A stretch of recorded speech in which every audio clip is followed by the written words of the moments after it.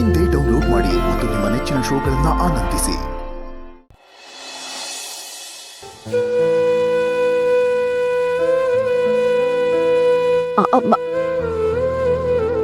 ಯಾಕ್ರಿ?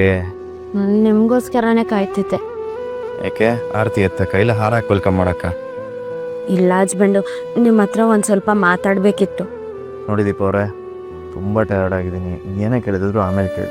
ಅಯ್ಯೋ ಇಲ್ಲ ಹಸ್ಬೆಂಡು, ಎರಡು ಪ್ರಶ್ನೆ ಕೇಳ್ಬಿಡ್ತೀನಿ, ಇಲ್ಲಾಂದ್ರೆ ಸಮಾಧಾನ ಇರಲ್ಲ. ನಾನು ಉತ್ತರ ಹೇಳಿಲ್ಲ ಅಂದ್ರೆ ನಂಗೆ ನಿದ್ದೆನೇ ಬರಲ್ಲ. ಒಳ್ಳೆ ಕತೆ ಆಯ್ತಲ್ರಿ ನಿಮ್ಮದು. ಹೋಟ್ಲ ನನಗೆ ತೊಂದರೆ ಕೊಡ್ಬೇಕಂತ ಡಿಸೈಡ್ ಮಾಡ್ಬಿಟ್ಟಿದ್ದೀರಾ. ಆಯ್ತದೇನು ಕೇಳಿ. ಹಸ್ಬೆಂಡು, ನಿಮ್ಮ ಮನಸ್ಸಲ್ಲಿ ಯಾರಾದರೂ ಇದ್ದಾರಾ? ಇದ್ದಾರೆ. ಯಾರು? ಹೇಳಲೇಬೇಕಾ? ಬೇಗ ಹೇಳಿ ಹಸ್ಬೆಂಡು. ನಮ್ಮ ಅತ್ತಿಗೆ. ಅದಕ್ಕೇನಾ? ಅವ್ರಿ ಅತ್ತಿಗೆ, ಅಪ್ಪ, ಅಮ್ಮ, ಅಚ್ಚು ಎಲ್ಲರೂ ಇದ್ದಾರೆ. ನಾನು? ಆಯ್ತು, ನೀವು ಇದ್ದೀರಾ. ಏನಿವಾಗ? ಹಂಗಲ್ಲ, ನಿಮ್ಮ ಮನಸ್ಸಲ್ಲಿ ಯಾರಾದರೂ ಹುಡುಗಿ ಇದ್ದಾಳಾ ಅಂತ. ಹುಡುಗಿನ? ನಾನಂತೂ ನಿಮ್ಮ ಮನಸ್ಸಲ್ಲಿಲ್ಲ. ಅದಕ್ಕೆ ನೀವು ಬೇರೆ ಯಾರನ್ನಾದ್ರೂ ಇಷ್ಟಪಡ್ತಿದ್ದೀರಾ ಅಥವಾ ಪಡಬೇಕು ಅಂತಿದ್ದೀರಾ ಅಂತ ಕೇಳಿದೆ. ಈಗ ಯಾಕೆ ಅನ್ವನ ಬಂತು ನಿಮಗೆ? ಅಲ್ಲ, ನೀವು ಅಷ್ಟೊಂದು ಮಾಡ್ಲುಗಳ ಜೊತೆ ಕೆಲಸ ಮಾಡ್ತೀರಾ, ಅಲ್ಲಿರೋ ಹುಡುಗಿರು ಚೆನ್ನಾಗಿರ್ತಾರೆ. ಅದಕ್ಕೆ ಅಲ್ಲಿ ಯಾರನ್ನಾದ್ರೂ ಇಷ್ಟಪಡ್ತಿದ್ದೀರಾ ಅಂತ ಕೇಳಿದೆ. ಓಹೋ, ನಾನು ಯಾರನ್ನಾದ್ರೂ ಲವ್ ಮಾಡ್ತಿದ್ದೀನಿ ಅಂತ ನಿಮ್ಗೆ ಅನುಮಾನನಾ? ಅಲ್ಲ, ನೀವು ನನ್ನನ್ನು ಇಷ್ಟಪಟ್ಟು ಮದುವೆ ಆಗಿಲ್ಲ, ಊರ್ ಜನ ಎಲ್ಲ ಬಲವಂತ ಮಾಡಿದ್ರು ಅಂತ ತಾಳಿ ಕಟ್ಟಿದ್ರಿ. ಅದ್ರ ಮುಂಚೆ ನಮ್ಮ ಅಕ್ಕನೂ ಇಷ್ಟಪಡ್ತಿದ್ರಿ. ಪಡ್ತಿದ್ದೆ, ಆದರೆ ಅವ್ರು ನನಗೆ ಮೋಸ ಮಾಡಿ ನಿಮ್ಮ ಮನೆಯವ್ರ ಮರ್ಯಾದೆನೂ ಹಾಳು ಮಾಡಿ ಹೋದ್ರಲ್ಲ. ಅಕ್ಕ ಇನ್ನೂ ನೆನಪಿದಾರ ಹಸ್ಬೆಂಡು? ನೆನಪಿರ್ಲಿಲ್ಲ, ಈಗ ನೀವು ನೆನಪಿಸಿದ್ರಿ. ಅಂದ್ರೆ ರೂಪಾ ಅಕ್ಕ ಇನ್ನೂ ನಿಮ್ಮ ಮನಸ್ಸಲ್ಲಿದ್ದಾಳ?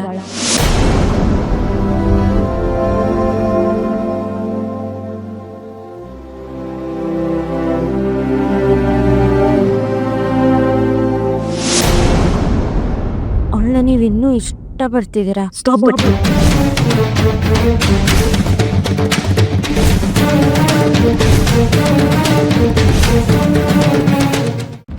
ನನ್ನ ಜೀವನ ಹಾಳು ಮಾಡಿ ಹೋದವ್ರವರು. ಅವರು ನಿಮ್ಮ ಅಕ್ಕ ಅನ್ನೋ ಒಂದೇ ಕಾರಣಕ್ಕೆ ಅವ್ರ ಬಗ್ಗೆ ಎಷ್ಟೇ ಕೋಪ ಇದ್ರೂ ನಿಮ್ಮ ಹತ್ರ ಹಂಚ್ಕೊಂಡಿರಲಿಲ್ಲ. ಆದರೆ ಇವತ್ತು ನೀವೇ ಅವ್ರ ವಿಷಯ ತೆಗಿತಾ ಇದ್ದೀರ. ಸಾಲದ್ದು ಅಂತ ಅವ್ರು ನೀವು ಇಷ್ಟಪಡ್ತಿದ್ದೀರಾ ಅಂತ ಬೇರೆ ಕೇಳ್ತಿದ್ದೀರಲ್ಲ. ಆದರೆ ಈ ಥರ ಪ್ರಶ್ನೆ ಕೇಳೋಕ್ಕಾದ್ರೂ ಹೆಂಗ್ರಿ ಮನ್ಸು ಬರುತ್ತೆ ನಿಮಗೆ?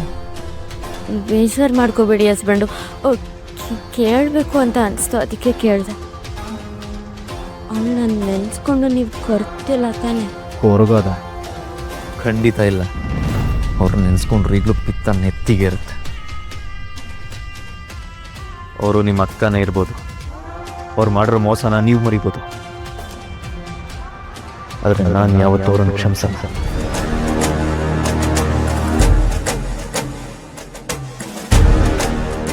ನಾನು ಬದುಕಿರೋವರೆಗೂ ಅವ್ರು ಯಾವತ್ತೂ ನನ್ನ ಕಣ್ಮುಂದೆ ಬರದೇ ಇರಲಿ ಅಂತ ಬೇಡ್ಕೋತೀನಿ. ಇದೇ ಕೊನೆ. ಇನ್ನೊಂದು ಸರ್ತಿ ಅವ್ರ ಹೆಸರು ಎತ್ತದಾಗಲಿ, ಅವ್ರು ಇನ್ನೂ ಮನಸ್ಸಲ್ಲಿದ್ದಾರೆ ಅಂತ ಕೇಳೋದಾಗಲಿ ಮಾಡಿದ್ರೆ ನಾನು ಸುಮ್ಮನೆ ಇರಲ್ಲ. ನಿಮ್ಮ ಜೊತೆ ಮಾತಾಡೋದನ್ನು ಬಿಡಬೇಕಾಗುತ್ತೆ. ಅಯ್ಯೋ ಸಾರಿ ಹಸ್ಬೆಂಡು. ಯಾವನಾಗ್ಬೇಕು ನಿಮ್ಮ ಸಾರಿ?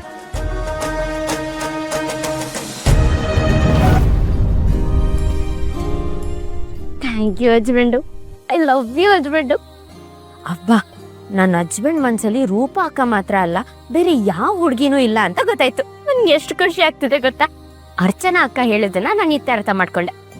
ಹಸ್ಬೆಂಡು, ಒಂದಲ್ಲ, ಎರಡಲ್ಲ, ಮೂರಲ್ಲ, 100 ಜನ್ಮಕ್ಕೂ ನೀವೇ ನನ್ನ ಹಸ್ಬೆಂಡ್ ಆಗಿರ್ಬೇಕು. ನಿಮ್ದು ಅಮ್ಮಯ್ಯ ಅಂತೀನಿ, ಪ್ಲೀಸ್.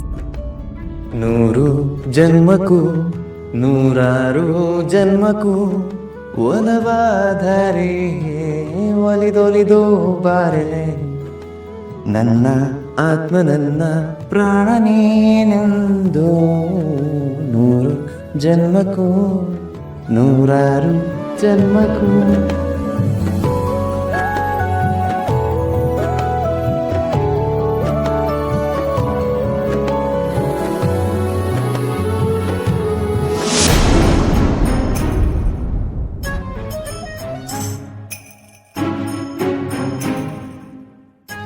ನಿನ್ನ ಡ್ರೀಮಾ ಸಾಂಗ್ ಡ್ಯಾನ್ಸ್ ಇಲ್ಲ ಹಸ್ಬೆಂಡು, ಬರೀ ಸಾಂಗು. ಪರವಾಗಿಲ್ವೇ? ಯಾವ ಸಾಂಗ್? ನೂರು ಜನ್ಮಕ್ಕೂ ನೂರಾರು ಜನ್ಮ ಸಾಕು. ತಲೆನೋವು ಶುರು ಆಯಿತು. ಕಾಫಿ ಮಾಡಿಕೊಡ್ತೀರಾ?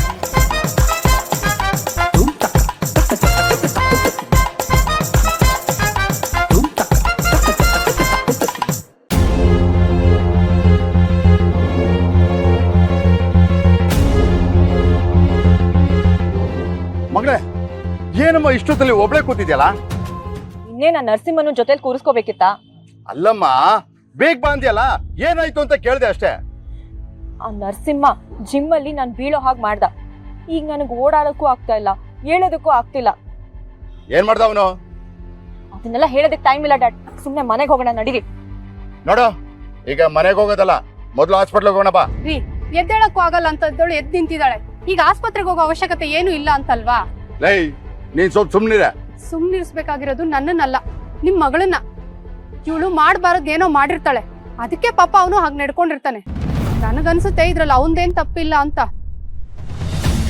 Dad, this is too much. ಲೈ, ಇವಳು ನಿನ್ ಮಗಳು ಕಣೆ, ಆ ತಿರ್ಬೋಕೆ ಅಲ್ಲ. ನೀವ್ ಯಾರನ್ನ ತಿರುಬೋಕಿ ಅಂತಿದ್ದೀರೋ ಅವನೇ ಇಷ್ಟ ದಿನ ನಿಮ್ ಅಳಿಯ ಆಗಿದ್ದ ಅನ್ನೋದನ್ನ ಮರಿಬೇಡಿ. ನೀನ್ ಯಾರನ್ನ ಅಳಿ ಅನ್ಕೊಂಡಿದ್ಯಾ, ಅವನು ನಿನ್ಗಿರ್ಬೋದು, ಆದ್ರೆ ನನಗೆ ಅಳಿಯ ಅಲ್ಲ.